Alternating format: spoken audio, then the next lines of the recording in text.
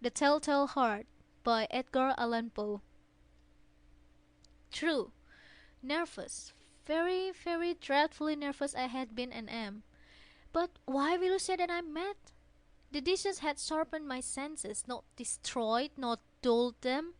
Above all was the sense of hearing acute. I heard all things in the heaven and in the earth.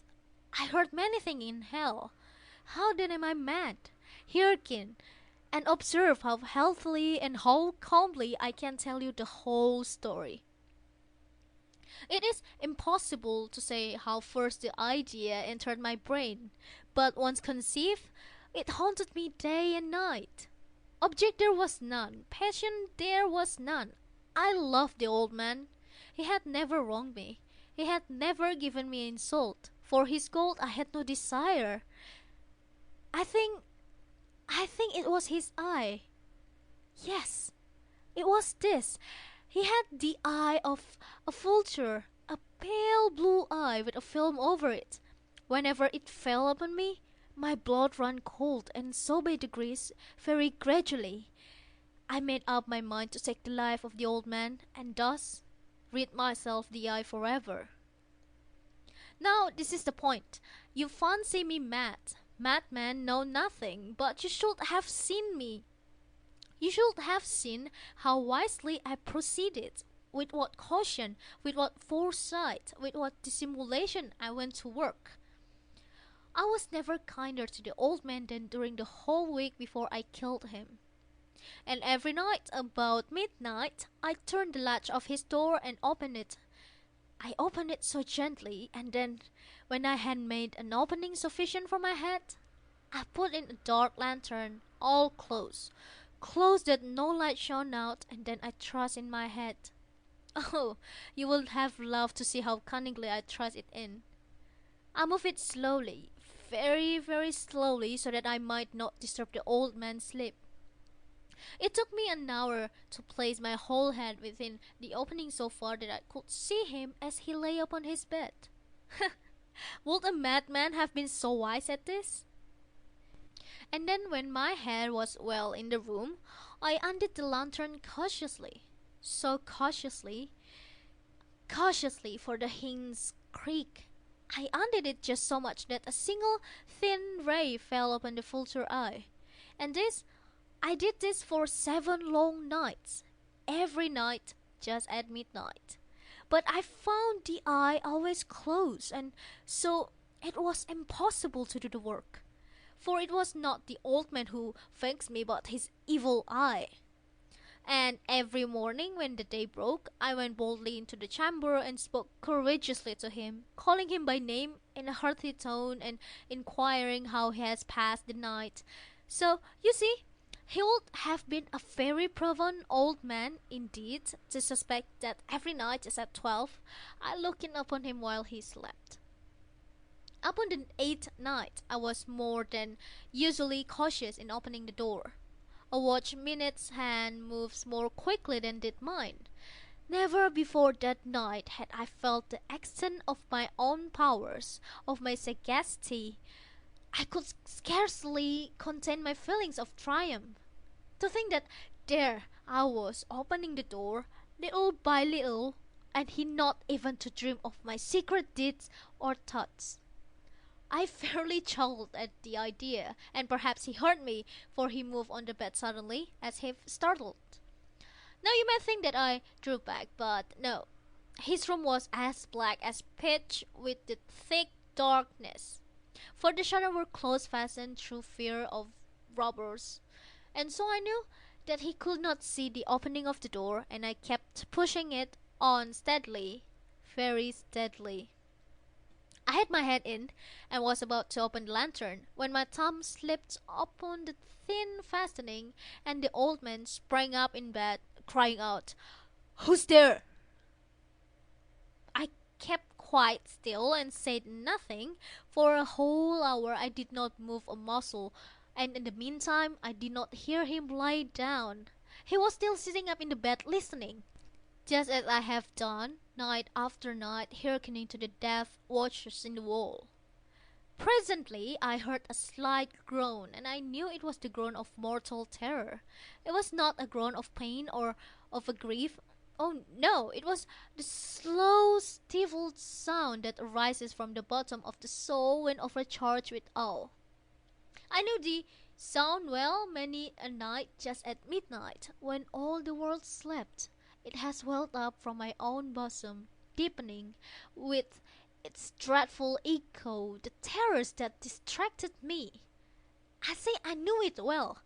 I knew what the old man felt and pitied him. Although I chuckled at heart, I know that he had been lying awake ever since the first slight noise, when he had turned in the bed. His fears had been ever since growing up on him. He had been trying to fancy them causeless, but could not. He had been saying to himself, "It is nothing but the wind in the chimney. It is only a mouse crossing the floor.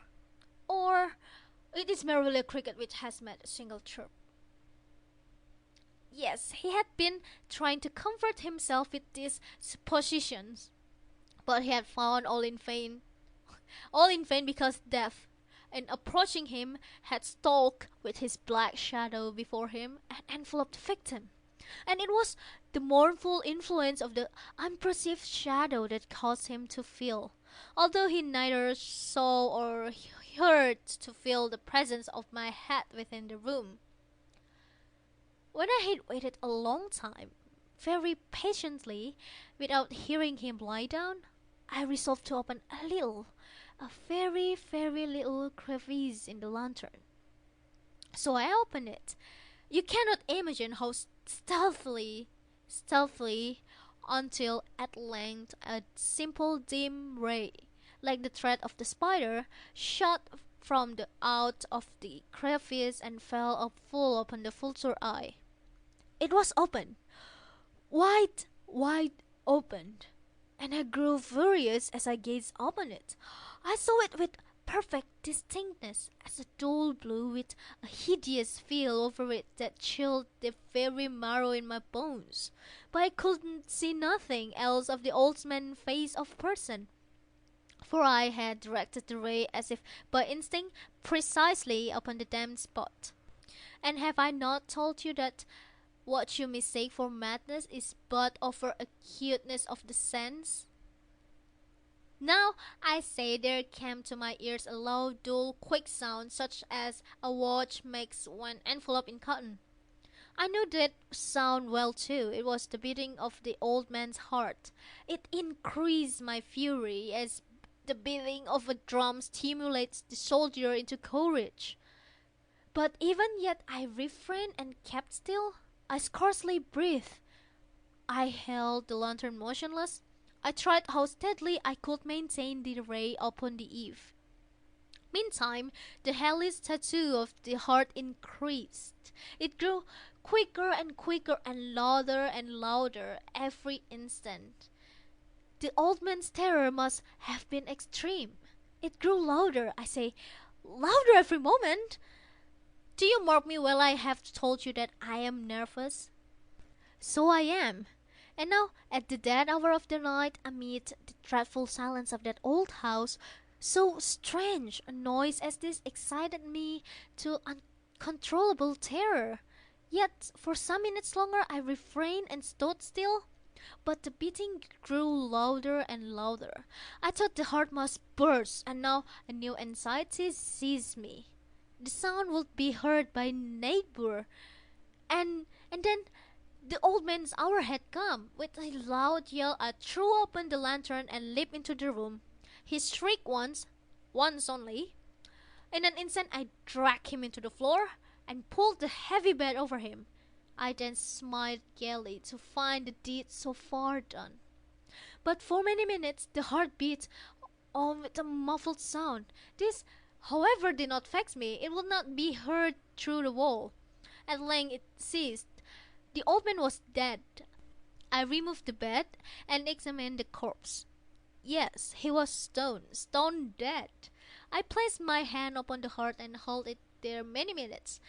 There was no pulsation. He was stone dead. His eyes would trouble me no more. If you still think me mad, you will think so no longer when I describe the wise precautions I took for the concealment of the body.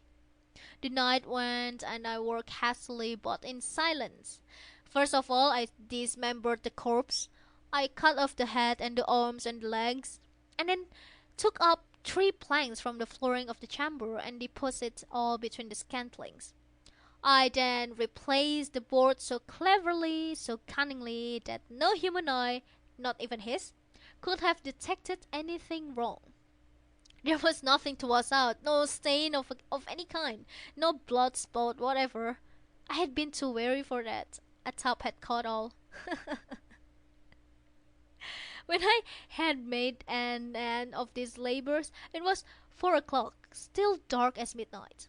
As the bell sounded the hour, there came a knocking at the street door. I went down to open it with light heart, for what had I now to fear? There entered 3 men, who introduced themselves with perfect suavity as officer of the police. A shriek had been heard by a neighbor during the night. Suspicion of foul play had been aroused. Information had been lodged at the police office, and they, the officers, had been deputed to search the premises. I smiled. For what I had to fear, I bade the gentleman welcome. The shriek, I said, was my own, in a dream. The old man I mentioned was absent in the country. I took my visitors all over the house. I bade them search well. I led them at length to his chamber. I showed them his treasures, secure, undisturbed. In the enthusiasm of my confidence, I brought chairs into the room and desired them here to rest from their fatigue, while I myself, in the wild audacity of my perfect triumph, placed my own seat upon the very spot beneath which reposed the corpse of the victim. The officers were satisfied. My manner had convinced them. I was singularly at ease. They sat, and while I answered cheerily, they chatted of familiar things, but ere long, I felt myself getting pale and wished them just gone. My head ached, and I fancied a ringing in my ears, but still they sat and still chatted. The ringing became more distinct. It continued and became more instinct. I talked more freely to get rid of the feeling, but it continued and gained definiteness, until at length I found that the noises was not within my ears. No doubt I now grew very pale, but I talked more fluently and with a hidden voice. Yet the sound increased, and what could I do? It was slow, dull, quick sound, much such a sound as a watch makes when enveloped in cotton. I gasped for breath, and yet the officer heard it not. I talked more quickly, more vehemently, but the noise steadily increased. I arose and argued about trifles in a high key and with violent gesticulations, but the noise steadily increased. Why would they not be gone? I paced to the floor and fro with heavy strides, as if excited to fury by the observation of the man, but the noise steadily increased. Oh God, what could I do? I foamed, I raved, I swore. I swung the chair upon which I had been sitting and grated upon the boards. But the noise arose over all and continually increased. It grew louder, louder and louder, until the man chatted pleasantly and smiled. Was it possible they heard not? Almighty God! No, no, no. They heard. They suspected. They knew. They were making a mockery of my horror. This I thought, and this I think. But anything was better than this agony. Anything was more tolerable than this derision. I could bear those hypocritical smiles no longer. I felt that I must scream or die. And now, again, hark! Louder, louder, louder and louder! Villains! I shrieked. Dissemble no more. I admit the deed. Tear up the planks. Here, Here, it is the beating of his hideous heart. End of the Telltale Heart.